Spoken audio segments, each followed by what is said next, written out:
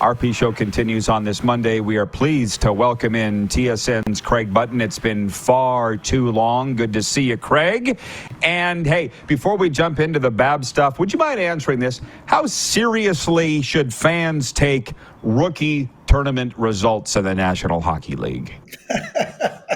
What I would say is take it as a measure of where these players' talent and potential may lead them to in the future. That future is not now. Okay, so Connor Bedard, it's different. Adam Fantilli, it's different. But for the overwhelming majority of these young players, it's all about the future. And that future's 2, 3, 4 years down the road. And, you know, it's exciting to watch all these players. It's exciting to watch the players show what they may be able to do once they get to the NHL, but it's a long way off. So, you know, a player that doesn't play well, no big deal. A player that does play really well, be excited about it. It doesn't mean that they won't be good, but just keep it all in context. And, you know, we see, Rod, so much more attention paid to the young players. There's a real interest in what they're doing, which is a real positive. But their future is years away. It's not today. Yeah, I sat in Estero, Florida in the crowd with one player that was hurt for Tampa, and he was just, you don't want to miss him if you're hurt. Like, you want to be out there. But the other thing, too, was we were looking at the roster. There's one kid was an 05. I'm like, oh, my God. Curtis Hunt said it, Craig. We get older and the players stay the same age. When did that dawn on you? When did you have that realization? I don't know. Like, you know, I started a little bit younger, but, you know, when you start thinking about it, it's when I would talk to players, and they would ask me at times, like, is there any player that you would compare me to? And I would mention a player and their eyes would be rolling around and I would go, oops, like that. They were 2 years old when that player was playing. They don't know that player. I think it was that reality where I said, I better fast forward my thinking. But one of the great things is, and to Curtis Hunt's point, one of the great things about being around young people and young players with respect to hockey is they keep you young. They keep you current about what's going on, whether it be in music or style or, you know, fashion, whatever it may be. And that in and of itself is exciting. You can't be them because youth is something that's long gone for us. But that doesn't mean we can't be youthful in our enthusiasm, we can't be youthful in our thoughts, and that we can't be current. And I think that that's something that's really, really, really important. No doubt about that. Well, hey, a few years ago, Pats had a morning skate in Swift Current, Regina Pats, and John Paddock brought in Tiger Williams to talk to the team. He lives outside Swift Current. The players were like, who is this guy? Ranting and raving. You can just imagine how that went over. Anyways, I'm really fascinated to get your take on the Mike Babcock situation because everybody seems to have a different take. What's yours, if you don't mind me asking? Okay, so it's fine to have a different take. You know, the bottom line is that Mike, through his actions, demonstrated that he's learned very little since he was let go from the Toronto Maple Leafs. And what I would say, I might be giving him a big benefit of the doubt by saying he's learned very little. I would say he has learned nothing. And when I read his comment about how he was going to be a distraction, there's no acknowledgement of his wrongdoing. There's no apology for what he did. And that, to me, is a clear demonstration of somebody that doesn't understand, doesn't want to understand his impact and the way that he has treated players. It's wrong. There's no other way to put it. And at the end of the day, what I say is good riddance to Mike Babcock. If you want to try to improve, you want to be apologetic, we will wait and judge that down the road. But at this point in time, on this day, Monday, September 18th, there has been no growth in Mike Babcock. And I'm not so sure that he even wants to acknowledge his wrongdoings, and that's on him. But all I can say is good riddance. Good riddance. And I'll say bingo, because I've known him a long time, as have you, and I was surprised yes. Columbus hired him, but I thought I'm all for second, third, fourth chances. I've gotten them, but like you just said, up to his old tricks. Yeah, that's what happened here. So you talk about, I'm all for second chances too. You know, we cannot expect everybody not to make mistakes. And depending on what the mistake is, will determine, what the consequence is, what you have to do to show that you deserve a second chance. And those are all real positives. People talk about cancel culture. Okay, so it's a nice term, right? Well, Howard Cosell, one of the great broadcasters of all time, got removed, canceled, way back when because of really, really ignorant comments he made on national broadcast. This isn't something new. And, I find myself, Rod, with people say, cancel culture. It's not cancel culture. It's about making sure that your culture is right. And I'm going to extend this. The ownership of the Columbus Blue Jackets, John Davidson and Jarmo Kekalainen, they deserve a lot of scrutiny for what unfolded. Jarmo Kekalainen thanking Mike Babcock, appreciating his work and his effort. What? You're talking about trying to become a team, and you use all these words. Oh yeah, we want to be better. We want to move in forward. We've examined everything. You better start examining your own actions, because forget about the hiring. Okay, we could go through that, and again, I'm on for second chances. After he's resigned because of wrongdoings, and a lot of them haven't even been made public yet. The bottom line is, when are you going to be accountable as an organization? Leadership starts from the top. They have also failed.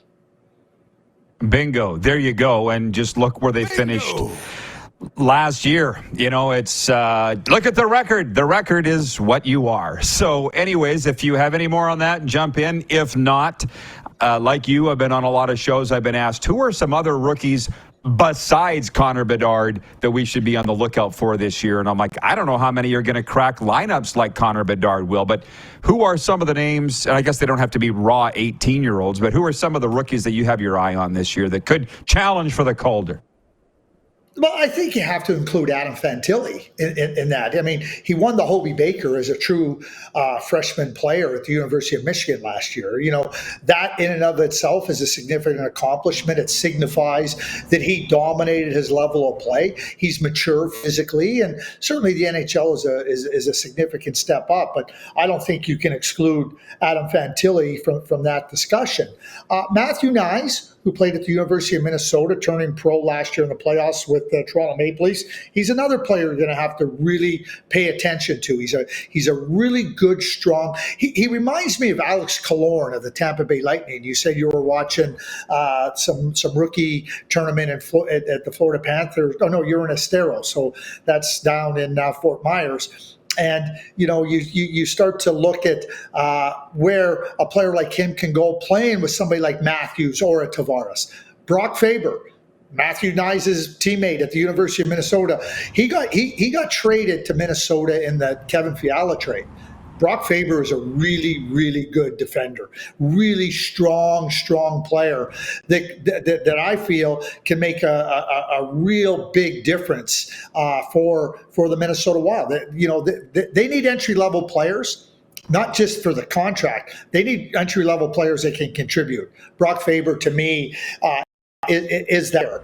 And certainly, there's some other players, Tyson Forster, who had a little bit of injury, Philadelphia Flyers first-round pick a couple of years ago. He's got some real promise. So, those are 5 players. They're not the only 5 players, but I think they're 5 players that I think you can start off by, tracking their progress and seeing where they head and where they go. Oh, and probably I would say the biggest challenger for Connor Bedard in the Rookie of the Year race is Logan Cooley of the Arizona Coyotes. Another former University of Minnesota Golden Gopher, dominated college hockey, dominated the World Junior in his age group. So, those are 6 players that are pretty, I think they're ready for the NHL.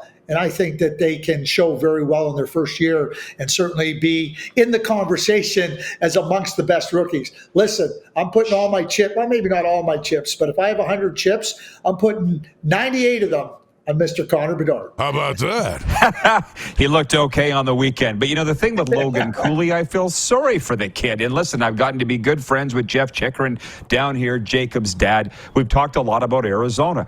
They love the city, but when is it going to be a franchise that's not where careers go to die? Like, Craig, come on.